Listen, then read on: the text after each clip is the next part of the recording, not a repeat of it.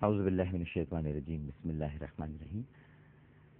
اے گناہگاروں، مایوس نہ ہو، عامر لیاقت حسین حاضر خدمت ہے۔ ایک سرکش نوجوان کی توبہ کے واقعے سے آج کی پروگرام کا آغاز کرتے ہیں۔ ناظرین کرام، حضرت وحب فرماتے ہیں کہ حضرت موسیٰ علیہ السلام کے زمانے میں ایک سرکش نوجوان تھا، یعنی خود سرکش کہتے ہیں زور آور، قواعد و ضوابط کی پابندی نہ کرنے والا، اپنے ہی اصول وضع کرنے والا، اپنی ہی زندگی جینے والا۔ ہمارے معاشرے میں آج کل بہت سے ایسے لوگ ہیں جو یہ سمجھتے میں نے اسلام کو ایسے سمجھا ہے۔ چلے آپ نے سمجھے تو جو سمجھانے والے آئے تھے وہ کس لیے اس دنیا میں تشریف لائے تھے اگر آپ کو خود ہی سمجھنا تھا؟ یہ جو سرکشی ہے، یہ جو زور آوری ہے، اسلام کو تو ویسے ہی سمجھنا ہوگا جو اللہ، اس کے رسول صلی اللہ علیہ وآلہ وسلم یعنی قرآن اور سنت نے ہمیں سمجھایا ہے۔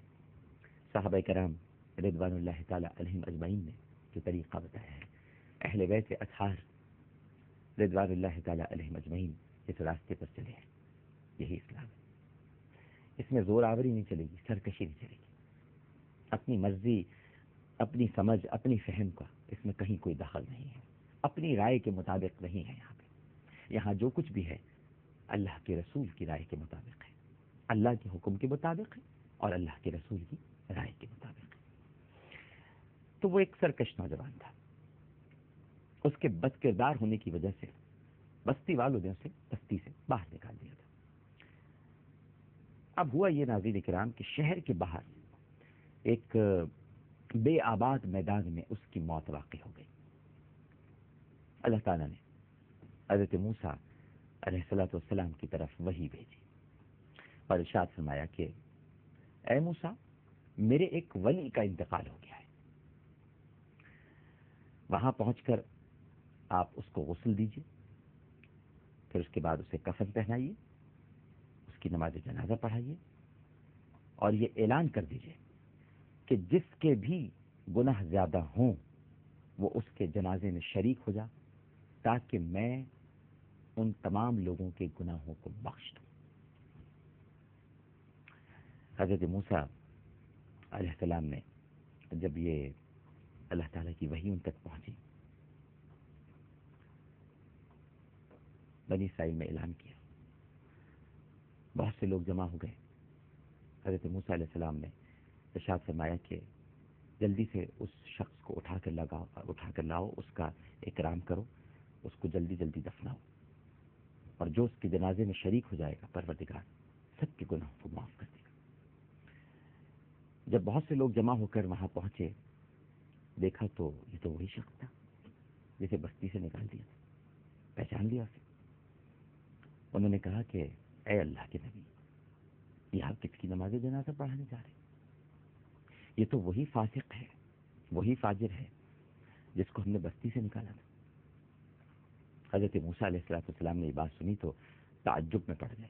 یہ نہیں کہ نبی کبھی اپنے پروردگار کے حکم عدولی نہیں کرتا، حکم کی خلاف ورزی نہیں کرتا۔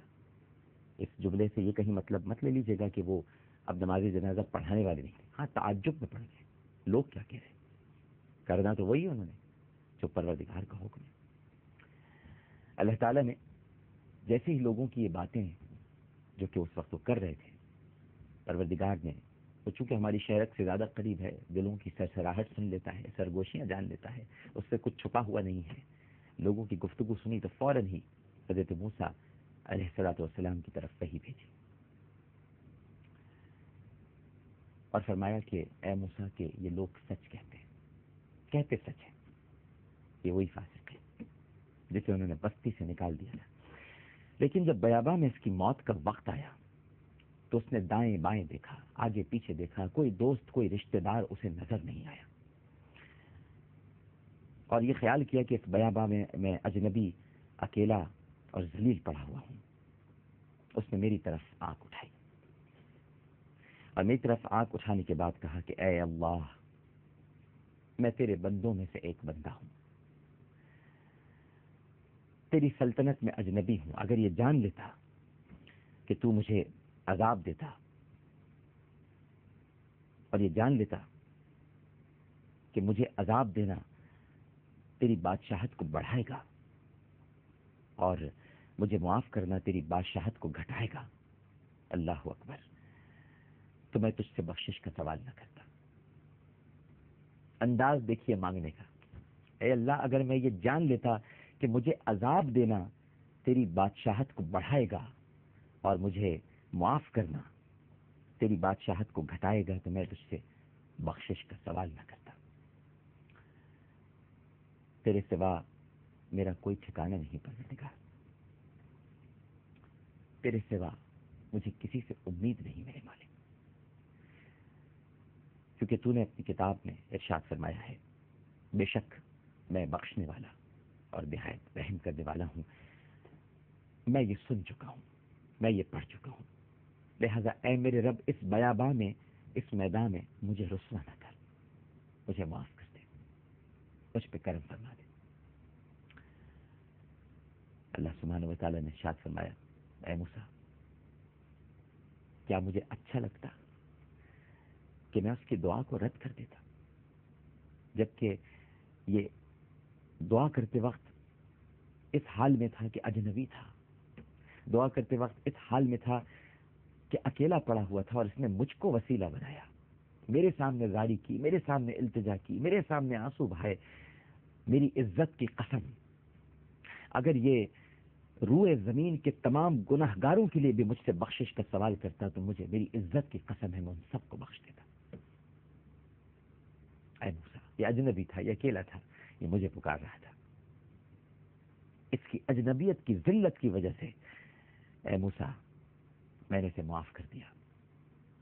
میں بیگانے کا ٹھکانہ ہوں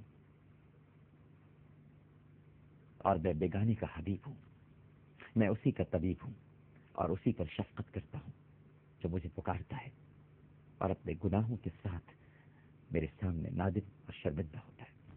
ایک چھوٹا سا وقفے کے بعد دوبارہ حاضر ہوں گے، گفتگو کا سلسلہ جاری ہے، ہمیں یقین ہے کہ آپ سب لوگ ہمارے ساتھ ہی رہیں گے۔